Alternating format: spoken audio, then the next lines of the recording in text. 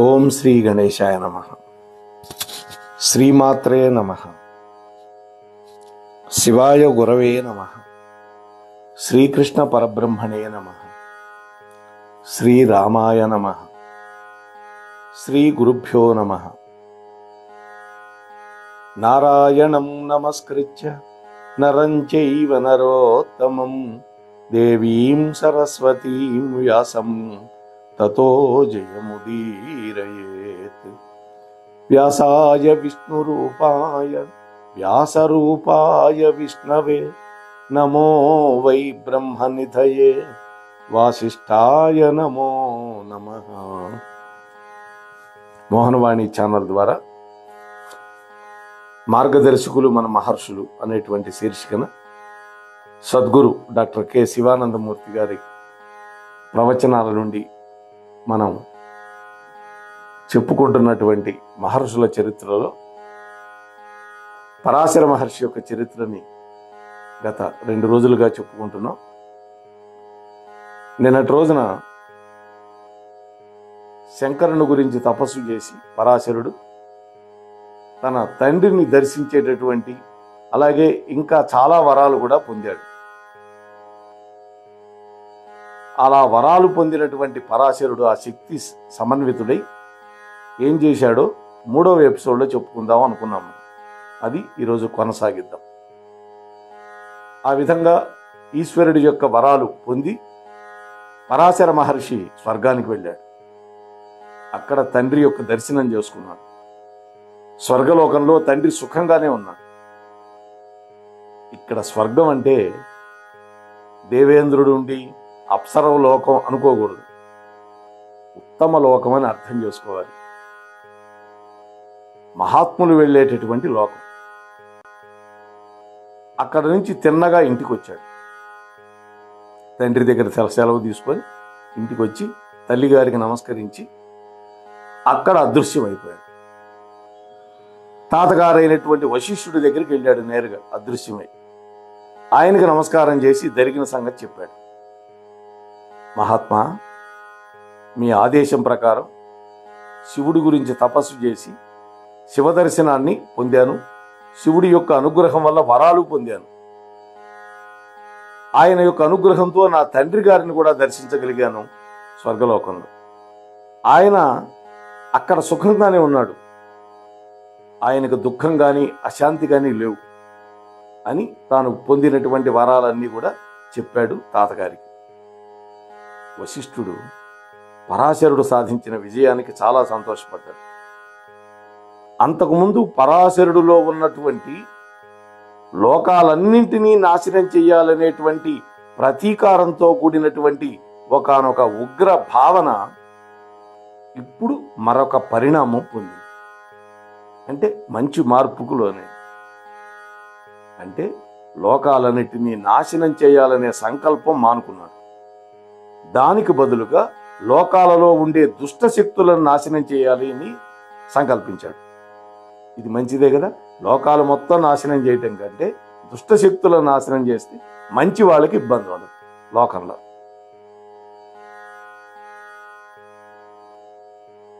ఆ తత్వమే తనలో ఉంది అని తోచింది వశిష్ఠుల వారికి కూడా.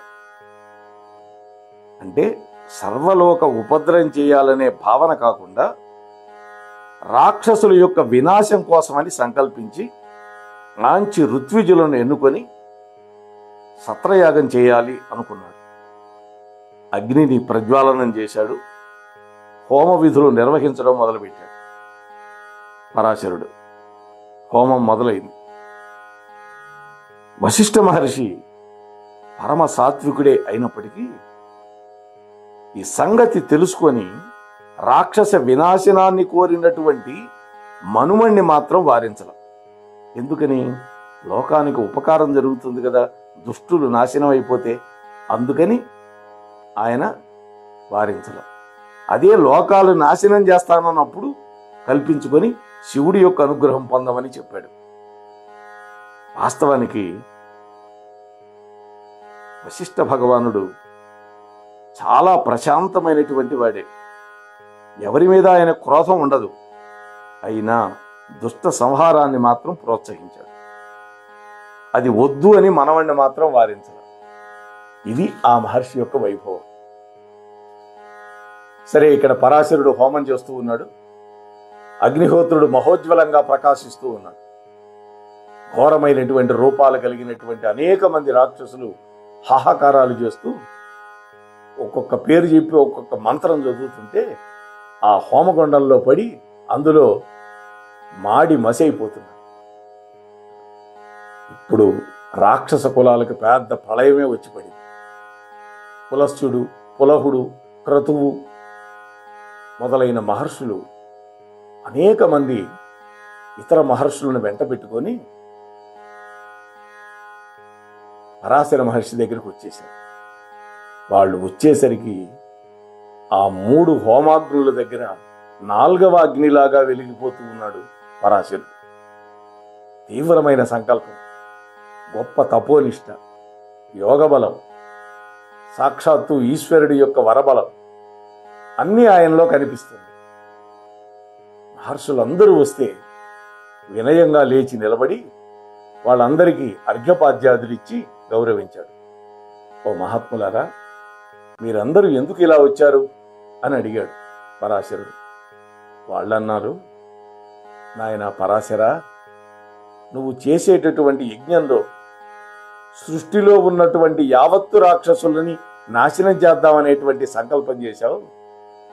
నువ్వు ఈ పని క్రోధంతో చేస్తున్నావు. సంకల్పం అనేది ఈశ్వరార్పణ బుద్ధితో చేసిన యావత్తు రాక్షస కులాన్ని నాశనం చేసేటటువంటి నీ సంకల్పం ఉందే, అది హింసాత్మకంగానే కనిపిస్తోంది. రాక్షస శక్తులను నిర్జించమని ఈశ్వరుణ్ణి ప్రార్థిస్తే ఆయన ఏం చేస్తాడో రుద్రస్వరూపంగా ఇప్పుడు నువ్వు అదే చేస్తున్నావు. అంతేగాని నీవే నీ తపోబలంతో వాళ్ళని ఆహుతి చేయడం అనేది లోక విరుద్ధం.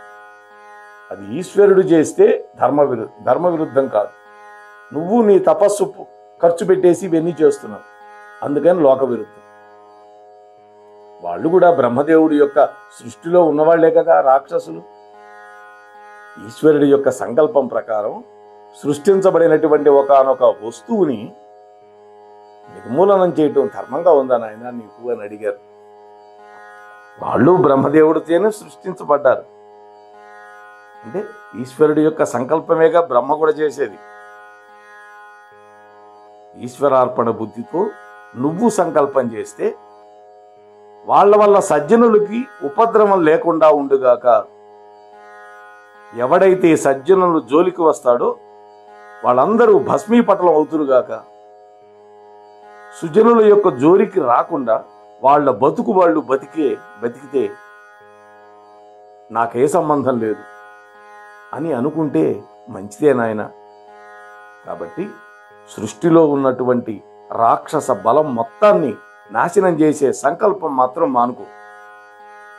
ఈశ్వరార్పణ బుద్ధితో ఎంతవరకు ఉచితమో అంతవరకే చేయి. ఈ క్రతువు మానుకోమని అడగడానికి మేము వచ్చాం అన్నారు వాళ్ళు. అంటే ఇక్కడ బ్రహ్మదేవుడు సృష్టిలో ఉన్న రాక్షసులందరూ దుర్మార్గులు కాదు. అందుకనే దుర్మార్గులైన వాళ్ళని శిక్షించు, వాళ్ళను భస్మం చేయి. అందరినీ చేయటం మంచిది కాదు. ఇవాళ రేపు అదే జరుగుతుంది. ఎవడో ఒక కులం వాడు ఒక తప్పు చేశాడని ఆ కులం వాళ్ళు అందరూ అదే వాడికి అంట కడితే ఎంతవరకు మర్యాద అది? పూర్వం ఈ లోకాలను దహిద్దామనుకుంటే మా తాతగారు వశిష్ఠులు వారు వద్దన్నాడు.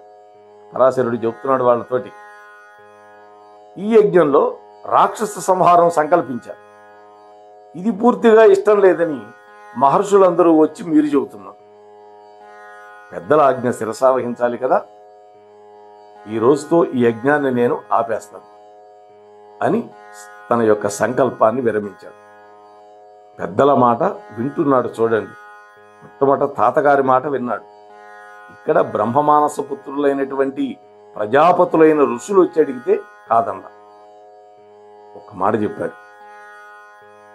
అయితే అఖిల రాక్షసలోక దహనోద్యమ సంకల్పంతో ఈ యాగాగ్ని ప్రజ్వలింపబడింది. నేను ముందర చేసిన సంకల్పం మాట ఏమిటి చెప్పండి? ఆ సంకల్పం ప్రకారంగా వాళ్ళందరినీ ఈ హోమగుండంలో దహనం చెయ్యకపోతే, వాళ్ళందరూ చంపబడకపోతే, ఈ యజ్ఞంలో ఈ క్రతువు పూర్తి కాకపోతే ఈ హోమమే నన్ను దహిస్తుంది. అవునా కాదా చెప్పండి? అయితే మీరు లోకహితం కోసం మాట్లాడారు, నన్ను అడిగారు. మరి నాకు కూడా కీడు కలగకుండా లోకాలకు మేలు కలిగే విధానం ఏమైనా మీరే ఆలోచించి చెప్పండి, నేను విరమించేస్తాను వెంటనే అన్నాడు పరాశర మహర్షి. ఆయన వాదనలో కూడా ఎక్కడా కూడా పొరపాటు లేదు కదా. ఆయన వాదం కూడా కరెక్టే కదా. తన ప్రాణాల మీదకి వస్తే తను తాను కాపాడుకోవాలిగా. తనకు మాలిన ధర్మం మొదలు చెడ్డ బేరం లేదన్నారు కదా చిన్నయసూరి. ఆ విధంగా ఆ సంకల్పంతో చేసిన ఈ అగ్నిని ఉపసంహారం చేయడానికి వీలు అవదు అని తెలిసిపోయింది అందరికి. అనవసరమైనటువంటి సంకల్పంతో ప్రారంభం చేసినటువంటి ఆ క్రతువు మానుకోవటానికి వీలు లేదని మహర్షులు గ్రహించారు. ఇప్పుడు తాత్కాలికంగా విరమింపజేస్తే భవిష్యత్తులో ఈ అగ్ని యందు చేసినటువంటి సంకల్పం మరొకలాగా పరిణమించవచ్చు. కాబట్టి వేలాది సంవత్సరాలు సంకల్పం విరమించినట్లుగా అగ్నిదేవుడికి చెప్పకుండా ఈ అగ్నిని తీసుకువెళ్ళి ఇంకో చోట వదిలే, అది కూడా హిమాలయ పర్వత ప్రాంతాలకు తీసుకువెళ్ళు. అక్కడ నిర్జనమైనటువంటి ప్రదేశంలో ఈ అగ్నికి ఒక స్థానం కల్పించి అక్కడ దాన్ని వదిలిపెట్టిరా అన్నారు ఋషులు మధ్య మార్గంగా. అంటే ఇప్పటికి కూడా నిత్యాగ్నిహోత్రులు ఉన్నారు. వాళ్ళు ఏదైనా ఊరు వెళ్లాల్సి వస్తే వాళ్ళు చేసేటటువంటి ఆ నిత్యాగ్నిహోత్రాన్ని నిధనం కాకుండా ఉండటానికి ఒక సమిధని ఆ అగ్నిహోత్రంలో కాల్చి, ఓ అగ్నిదేవా ఈ సమిధలో ఉండు అని చెప్పి దాన్ని దాచిపెట్టి వెళ్ళిపోయేవాళ్ళు పూర్వీకులు. దీన్ని సమిధాదానము అని పిలుస్తారు. సన్యాసం పుచ్చుకున్నప్పుడు ఈ అగ్నిని తన ఆత్మలోకి తీసుకుంటారు సన్యాసం తీసుకున్న వాళ్ళు. అంటే ఈ అగ్నులన్నింటినీ కూడా ఆత్మారోపణ చేసుకుంటారు సన్యాసం స్వీకరించిన వాళ్ళు. దాన్ని వదిలిపెట్టరు. అయితే ఏదో ఒక పర్యవసానం ఉండాలి అగ్నికి, లేకపోతే ఊరుకోడు అగ్ని. అగ్నిముఖంగా అగ్ని సాక్షిగా సంకల్పం చేసిన తర్వాత మధ్యలో నేను ఇక మానుకుంటున్నాను, ఇప్పుడు నేనేం చేయదలుచుకోవటం లేదు, నువ్వు వెళ్ళిపో అగ్నిహోత్ర అంటే అలా మధ్యలో పో అంటే పోతాడా ఆ అగ్నిదేవుడు? వెంటనే ఆయన కోపం వస్తుంది. అసలే మండే స్వభావం కలిగిన వాడు. పరాశర మహర్షి ఆ ఋషులు చెప్పినటువంటి మాట మేరకి ఆ హోమాగ్నిని హిమాలయ పర్వత ప్రాంతాలకు తీసుకువెళ్ళి అక్కడ విడిచిపెట్టాడు. అతి భయంకరమైనటువంటి తీక్షణం కలిగి ఎంతో పరమ క్రూరులు, మహాశక్తి సంపన్నులు, లోక భయంకరులైనటువంటి రాక్షసులని ఆహారంగా చేసుకోమని సంకల్పించబడినటువంటి అగ్ని. అది మామూలు అగ్ని కాదు. దానికి అక్కడ ఉన్నటువంటి చెట్లు చేమలు ఆహారంగా సరిపోతాయా? అందుకని భయంకరమైనటువంటి పాషాణాలను తినడం మొదలుపెట్టింది ఆ అగ్నిహోత్రం. పర్వతాలను కూడా దహించడం మొదలుపెట్టింది. హిమాలయ పర్వతాల్లో భయంకరమైనటువంటి అగ్నిగా తయారైంది అది, ఆ హోమాగ్ని. అక్కడ అగ్ని పర్వతాలు ఏర్పడటానికి ఇదే కారణం కావచ్చని ఇవాళ పెద్దవాళ్ళు చెప్తున్నారు. పులస్య బ్రహ్మ పరాశరుడికి పురాణ శాస్త్ర విషయాలన్నీ కూడా ఒకసారి చెప్పాడు. మధురమైనటువంటి వచనాన్ని పరాశరుల వారికి ప్రసాదించాడు పులస్త్య బ్రహ్మ. ఈ పులస్త్య బ్రహ్మ మనవడే రావణాసురుడు. గొప్ప ప్రతిభను వరంగా ఇచ్చాడు పులస్త్యుడు. ఆ తర్వాత ఆ మహాత్ముడు వెళ్ళిపోయాడు. మహాభారతంలో విష్ణు పురాణంలో కూడా ఈ ఘట్టం చెప్పారు. అక్కడితో పరాశరుడిలో ఉన్నటువంటి అగ్ని చల్లారింది. కోపం అనే అగ్ని. మొట్టమొదట కోపం అందరి లోకం మీదే వచ్చింది. ఎందుకని? ఈ లోకంలో ఉండేవాళ్ళు విశ్వామిత్రుడు యొక్క ప్రేరితుడై కల్మాషపాదుడు రాక్షసుడుగా మారి తన తండ్రి పినతండ్రులను తినేస్తూ ఉంటే ఎవరు అడ్డుకోలేదే అని లోకం మీద కోపం వచ్చింది. ఆ తర్వాత రాక్షసుల మీదకు మళ్ళింది. చూసారా? అది కూడా పులస్యాది మహర్షుల వల్ల శాంతించింది. ఆ శాంతపడ్డ తర్వాత తీర్థయాత్రలకు బయలుదేరాడు పరాశర మహర్షి. యమునా నది దగ్గరకు వచ్చాడు. అక్కడ మత్స్యగంధి అనేటువంటి ఒకానొక కన్యక పడవ నడుపుతూ ఉంది. మత్స్యగంధి అంటే చేపల వాసన ఒంటి నుంచి వచ్చేటటువంటిది. అద్రిక అనేటువంటి ఒక అప్సరకాంత శాపవశాత్తు చేప అయింది. ఉపరిచర మహారాజు యొక్క వీర్యం, అమోఘమైనటువంటి వీర్యం వృధా కాకూడదని తన పెంపుడు డ్యాక్కిచ్చి పంపిస్తే అడవి నుంచి అది నది మీదుగా వెళుతూ ఉంటే మరొక డ్యాగ వచ్చి పొట్లాడితే ఆ పొట్లం చిల్టిపోయి ఆ నదిలో పడితే ఈ చేప మింగింది. ఈ అద్రిక గర్భం ధరించి 2 పిల్లలు పుట్టారు. ఒక ఆమె మత్స్యగంధి, ఒకడు మత్స్యుడు. ఆ మత్స్యగంధిని దాశరాజు అనేటువంటి ఒక మత్స్య రాజుకి ఇచ్చాడు పెంపకం ఆ వసు మహారాజు. ఆ మగ పిల్లవాడిని తన దగ్గరే సేనాధిపతిగా పెట్టుకున్నాడు. ఈ మత్స్యగంధి తండ్రి యొక్క ఆజ్ఞ మేరకి యాత్రికులని నదికి యువతలకి అవతలకి దాటిస్తూ ఉంటున్నాడు. ఆమె అసలు పేరు సత్యవతి. మత్స్యగంధి అనేది బిరుదునామం. అంటే ఒంటి నుండి చేపల వాసన వస్తుంది కాబట్టి ఆమెకి మత్స్యగంధి అనేటువంటి పేరు వచ్చింది.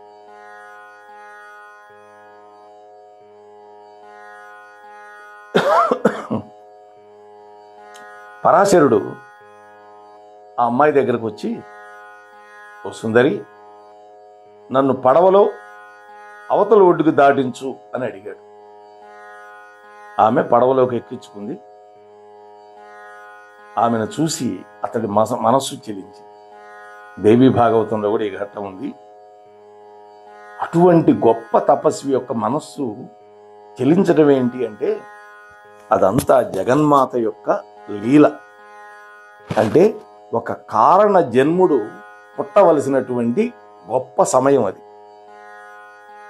ఆమె కూడా సామాన్యురాలు కాదుగా. ఒక అప్సరకాంతకి పుట్టినటువంటిది. వీర్యం వసుమహారాజు, సుక్షత్రియ వీర్యం. సరే, ఆమె అన్నది, ఓ మహర్షి, నేను పెళ్లిగాని కన్యని, తండ్రి చాటు బిడ్డని, మరి ఎట్లా అన్న, నీ కన్యాత్వం చెడదు అన్నాడు. మరి ఇది పగలు కదా అన్న. పగల సంగమం కుదరదు కదా.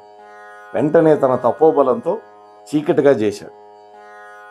ఆ పడవలోనే సంగమించాడు. వెంటనే సజ్జోగర్భంలో పిల్లవాడు పుట్టాడు.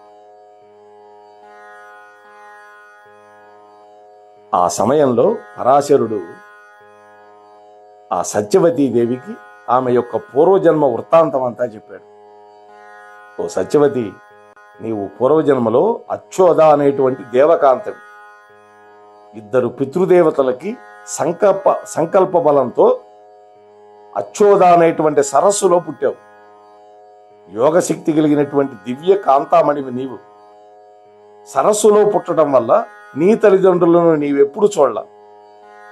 అద్రిక అనేటువంటి అప్సరస్సుతో కలిసి దేవ విమానంలో తిరిగేటటువంటి వసురాజుని నువ్వు తండ్రిగా ఎంచుకొని నిన్ను పెంచుకోమని అడిగావు. ఎవరి అందో కోరిక కలిగి ఉండటం వల్ల నీ దివ్యత్వం నశించిపోయింది. సామాన్య స్త్రీగా మారిపోయావు.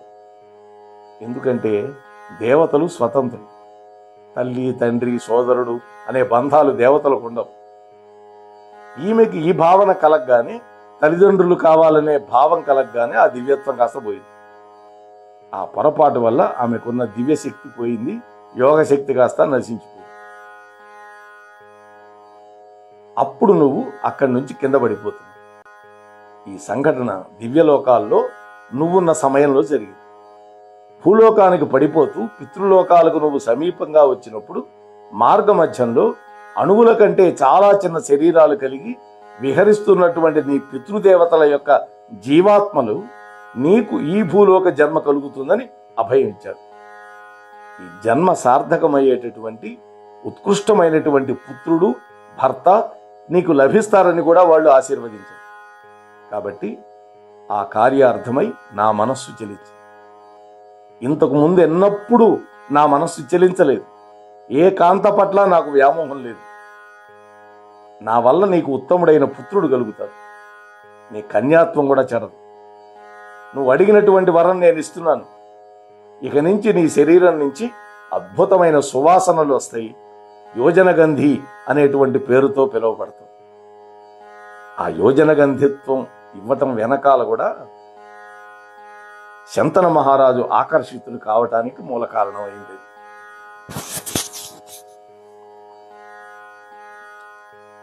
నీకు ఏ దోషం అంటదు అన్నాడు పరాశరుడు. ఆమెకు ఈ విషయం వినగానే పూర్వజన్మ స్మృతి కలిగింది. ఆమె కన్యాత్వానికి దోషత్వం లేకుండా ఆవిడికి సుగంధ పరిమళాన్ని సరే ఇచ్చాడు. దివ్య ఆభరణాలు ప్రసాదించాడు. ఇతరులెవరికీ కనపడకుండా ఒక మంచు తెరని కల్పించాడు. అంటే పరాశర మహర్షి, సత్యవతి, పడవ ఇవన్నీ కూడా ఎవ్వరికీ కనపడరు. వాళ్ళ సంగమం అలా జరిగిపోయింది. మరి ఆ సంగమ ఫలితంగా